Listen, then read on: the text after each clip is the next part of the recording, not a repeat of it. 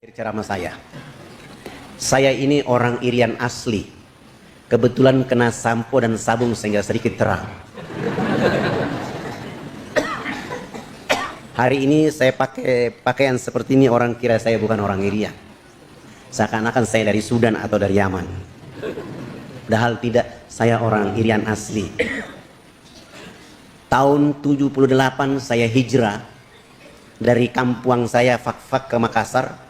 Waktu itu rambut saya kayak pohon beringin, keribo, sudah hitam keling, keribo pula. Tiba di pelabuhan Makassar, saya bertemu dengan saudara-saudari Bugis Makassar. Saya menyapa mereka dengan salam, Assalamualaikum warahmatullahi wabarakatuh. Tidak ada satupun yang mau membalas salam saya. Sebagian orang mengatakan, masa orang Islam rambutnya kayak begini? Bagi saya tidak apa-apa. Saya menuju ke tempat kos. Menjelang sholat subuh saya ke masjid. Ketika saya menuju masjid ketemu dengan ketua DKM. Ketua DKM melihat saya dan bertanya, kamu asal dari mana? Saya bilang saya dari Irian. Begitu saya jawab dari Irian, ketua DKM jalan mempercepat langkah meninggalkan saya. Duluan ke masjid. Saya jalan pelan-pelan ke masjid.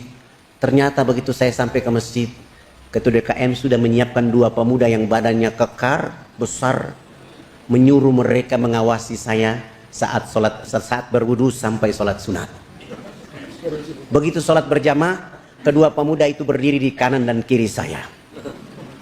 Itu terjadi tidak saja sholat subuh, sholat duhur pun saya diawasi, sholat asar, sholat maghrib, sholat isya pun saya diawasi. Selesai sholat isya saya kembali ke tempat kos saya. Saya sedang makan malam, ketua DKM menyuruh ketua RT datang ketemu saya. Assalamualaikum. Waalaikumsalam. Mohon maaf, saya ketua RT di sini. Oh, mohon maaf Pak RT, saya belum lapor diri. Saya datang ke sini untuk meminta, ini saya sudah bawa Al-Quran, untuk menguji Anda apakah Anda Muslim atau tidak. Saya bilang, Pak RT, mohon maaf, saya selesaikan makan malam saya dulu. Saya makan cepat-cepat, sesudah itu saya cuci tangan dan saya datang menghadap ketua RT. Pak RT mengatakan, supaya membuktikan Anda ini benar-benar Muslim, tolong baca Quran ini. Saya bilang sama Pak RT, Pak RT mohon maaf, sebelum saya baca, saya minta Pak RT baca terlebih dahulu. Alhamdulillah, ketua RT saya ternyata belum bisa baca Quran. Dan saya bilang, sampaikan salam hormat, besok subuh saya akan memimpin sholat subuh di masjid kita. Alhamdulillah, begitu saya memimpin sholat subuh, akhirnya seluruh keluarga, sahabat, teman di situ menjadi keluarga dan orang tua saya di sana. Saya pergi ke kampus mengikuti mata kuliah agama Islam. Begitu saya masuk ke ruangan itu, ternyata di ruangan itu semua orang gagah, ganteng, cantik. Sayalah yang mengotori ruangan itu. Pagi-pagi kami datang, ketemu dengan kepala suku. Kepala suku langsung bicara. Anak, mandi yang benar itu yang anak ajarkan. Bapak kemarin dimandikan oleh Sang Pencipta sehingga Bapak tidur menjadi enak. Selama ini Bapak belum pernah tidur enak seperti tadi malam. Oh, bagaimana kalau pagi ini Bapak ikut mandi? Dengan senang hati beliau ikut kami ke sungai. Mandi, resmi bilas, naik beliau tidur dari jam 10 pagi sampai jam 3 sore hari itu. Begitu dia bangun tidur langsung kampanye kepada wilayah adat beliau. Besok pagi yang berkumpul di lapangan dekat sungai sebanyak 3.712 orang. Tua, muda, besar, kecil, laki-laki, perempuan, untuk datang belajar mengikuti mandi pakai sabun mandi yang kami bawa. Kami bawa sabun mandi 7 karton tidak cukup. Terpaksa satu sabun dibagi 4 dan memulai pelajaran mandi. Dari jam 8 pagi sampai jam 12 siang belum tuntas. Saya skorsing pelajaran mandi karena kami mau sholat duhur. Dan 1 minggu sebelumnya kami sudah buat panggung di tengah lapangan menjadi musola dan masjid kami. Karena tidak bisa sholat di atas tanah, babi sangat banyak. Kami wudhu selesai, saya bilang sama kepala suku, yang sudah mandi jangan pulang, yang belum mandi juga jangan pulang. Nanti selesai sholat subuh, sholat duhur kami akan melanjutkan pelajaran itu. Kami 20 orang naik di atas panggung, yang sudah mandi maupun yang belum mandi mereka duduk di bawah panggung. Salah satu dai dia qomat dan saya takbir. Allahu Akbar. 19 dai pun ikut takbir Allahu Akbar. Begitu kami takbir, yang sudah mandi maupun yang belum mandi, yang duduk di bawah panggung, semuanya serentak berdiri berputar keliling panggung sholat dengan berlawanan arah jarum jam. Mereka tawaf seakan-akan kami itu Ka'bah. Apa yang mereka lakukan? Mereka berputar keliling panggung sholat untuk memperhatikan gerakan-gerakan sholat duhur yang kami lakukan. Begitu saya salam ke kanan, saya udah itu salam ke kiri, kepala suku besar langsung loncatnya di atas panggung. Anak! Kenapa anak dengan teman-teman berdiri dan angkat tangan dan mulutnya bicara-bicara? Itu maksudnya apa? Saya bilang subhanallah, baru mandi cerdas begini.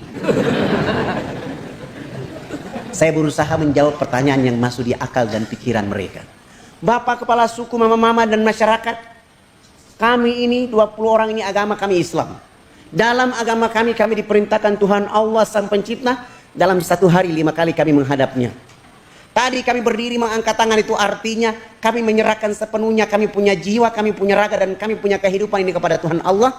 Yang kami bicara-bicara itu adalah Allah Maha Besar, diri kami dan kehidupan ini kecil, sehingga tangan kiri kami malu menutup dada kami, tangan kanan kami pun malu menutup tangan kiri dan dada. Terserah Allah, mau menghukum kami terserah, mau memberi kami hadiah terserah, karena kami sudah menyerahkan sepenuhnya jiwa, raga, dan kehidupan kami kepada Tuhan Allah.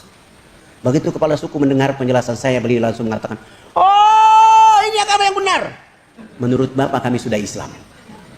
Tapi kenapa sesudah itu anak dengan teman-teman bongko badan? Apa artinya bongko badan?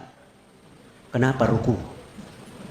Saya jawab, kami bongkok badan itu supaya melihat di bumi ada tanah, ada pasir, ada batu, ada air, ada hewan, ada tumbuhan.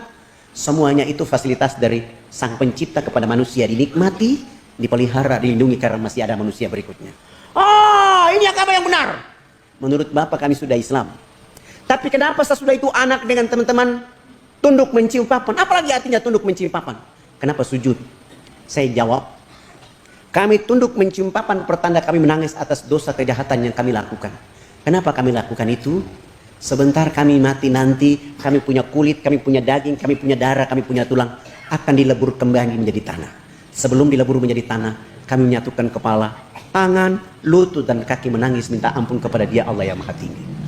Tapi kenapa sesudah itu anak dengan teman-teman lihat ke sebelah kanan mulutnya bicara-bicara, lihat ke sebelah kiri masih bicara-bicara? Salam dia bilang bicara-bicara. Saya jawab, kalau tadi kami mengangkat tangan dalam menyerahkan sepenuhnya jiwa dan raga kami bongko badan untuk melihat apa yang diberikan oleh Allah, sudah minta ampun. Selesai minta ampun kami lihat ke sebelah kanan, kalau di tempat ini belum ada orang yang tahu mandi. Tugas kami datang di sini mengajarkan orang bisa tahu mandi.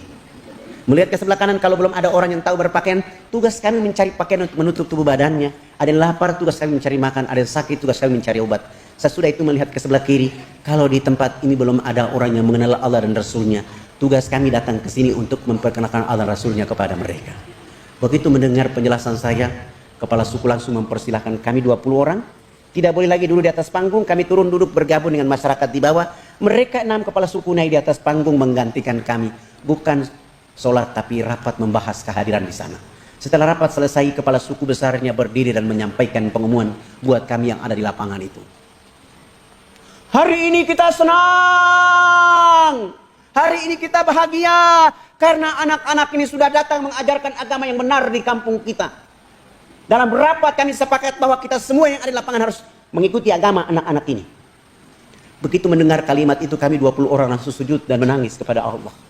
Terima kasih ya Allah ya Rabb. Kami malu kepada mereka ya Allah. Kami tidak bawa apa-apa, kami hanya bawa kalimat-Mu Engkau, kalimat la ilaha illallah Muhammad Rasulullah untuk mereka. Kami malu, kami hanya bawa sabun, sampo, odol, sikat gigi untuk mereka. Lalu saya menguatkan diri untuk membimbing mereka mengucapkan 2 kalimat syahadat. Tapi kami pun tidak kuat karena mereka dalam keadaan telanjang, dalam keadaan bau badan, tapi hati mereka begitu tulus untuk menyebut asyhadu an la ilaha illallah wa asyhadu anna Muhammad Rasulullah. Ya Allah, kuatkan dakwah ini. Ya Allah, jaga negeri ini. Ya Allah, kuatkan hati mereka dengan agama ini, agar mereka akan tumbuh menjadi hamba-Mu yang menjaga negeri ini dengan agama-Mu. 3.712 orang pun tak terbeban kecuali mengucapkan 2 kalimat syahadat. Setelah mereka mengucapkan 2 kalimat syahadat, 1 minggu kemudian program berikut yang kami lakukan adalah mengganti nama-nama mereka. Yang nama Markus kami ganti dengan nama Abu Hanifah. Yang nama Yohanes kami ganti dengan nama Jamaluddin. Yang nama Paulus kami ganti nama dengan nama Tajuddin. Yang nama Abraham kami ganti dengan nama Ibrahim. Dan itu nama-nama yang paling cocok dan keren untuk orang Irian masuk Islam. Sangat lucu kalau orang Irian masuk Islam, rambutnya keriting, badannya hitam kering, dipanggil Sutrisno. Masa Sutrisno Keribo? Atau dia masuk Islam, rambutnya keriting, badannya hitam kering, dipanggil Kang Cecep. Tidak cocok, tapi Abidin, Musa, Muhammad, Abdul Hakim, itu cocok untuk mereka. Setelah itu proyek berikut yang kami lakukan untuk mereka adalah melaksanakan hitanan massal mulai dari umur 7 bulan sampai umur 63 tahun. Alhamdulillah, kami dibantu oleh teman-teman dari Angkatan Laut dari Jayapura, di bawah pimpinan Ayahanda Dr. Kolonel Mulia Tarmizi. Kami hitan mereka selesai. Beliau melihat suasana itu dan menulis surat supaya saya membawa kepala-kepala suku menghadap Presiden Soeharto agar pembangunan dipercepat. Subhanallah, kepala-kepala suku ini sudah pakai celana panjang, sudah pakai kemeja, bahkan sudah pakai jas. Tapi mereka belum bisa pakai sepatu. Karena ukuran kakinya rata-rata nomor 47. Jenis sepatu itu tidak ada di sana, terpaksa kami menggunakan sendal jepit. Kelebihan tumit kami bawa mereka Jayapura, Makassar, Makassar, Jakarta. Tiba di Jakarta kami minat di Wisma Haji Jalan Jaksa, Jakarta Pusat. Pagi-pagi sholat subuh selesai, mandi, sarapan, dan kami ke istana membawa rekomendasi dari Ayahanda Dr. Kolonel Mulia Tarmizi. Begitu kami datang, ternyata protokol sudah menunggu kami dan mengatakan acara tetap dilakukan hari ini, hanya tempat pertemuannya dipindahkan dari istana ke rumah di Cendana. Dan jadwalnya dilakukan jam 4 sore. Kami kembali ke Wisma Haji, sholat duhur selesai, makan siang istirahat, bangun sholat asar selesai, dan kami menuju Cendana. Begitu kami datang, subhanallah, seorang kayak Soeharto di tengah-tengah kehidupan kesibukan kenegaraannya, beliau berdiri menyambut kehadiran kepala-kepala suku. Bersalaman, berpelukan, dibawa masuk di ruang tamu, dikasih makan, dikasih minum, dikasih oleh-oleh. Pak Harto pun menyediakan uang tiket buat kami untuk pulang. Sebelum beliau menyerahkan itu, beliau minta supaya kepala suku besarnya bicara konferensi pers. Lalu kepala suku besarnya bicara, "Bapak tidak pantas jadi presiden. Presiden macam apa? Hanya bangun Makassar. Presiden macam apa? Hanya bangun Jakarta. Pemilu nanti saya akan bicara supaya Haji Muhammad Soeharto tidak boleh lagi jadi presiden." Kepala suku ini bicara pakai bahasa daerah, Pak Harto juga tidak tahu. Tapi subhanallah, seorang Soeharto berprasangka baik kepada tokoh masyarakat dan warga masyarakatnya. Beliau minta diterjemahkan. Tidak mungkinlah saya menerjemahkan seperti begitu. Itu tidak mungkin. Tapi saya berusaha mengambil hati dengan makna yang diinginkan oleh kepala suku, dan saya bilang, "Bapak Presiden yang terhormat, hari ini kepala-kepala suku sungguh bahagia bisa bertemu dengan Bapak Presiden." Dan kepala suku besar tadi mengatakan, "Haji Muhammad Soeharto layak jadi Bapak Pembangunan Nasional." Dengan cara inilah Pak Harto langsung menelpon Menteri Agama, kepala-kepala suku diberangkatkan haji pada tahun itu juga.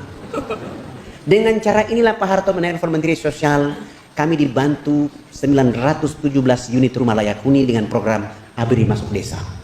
Dengan cara ini pun Pak Harto menyumbang 1000 karung pakaian serba baru.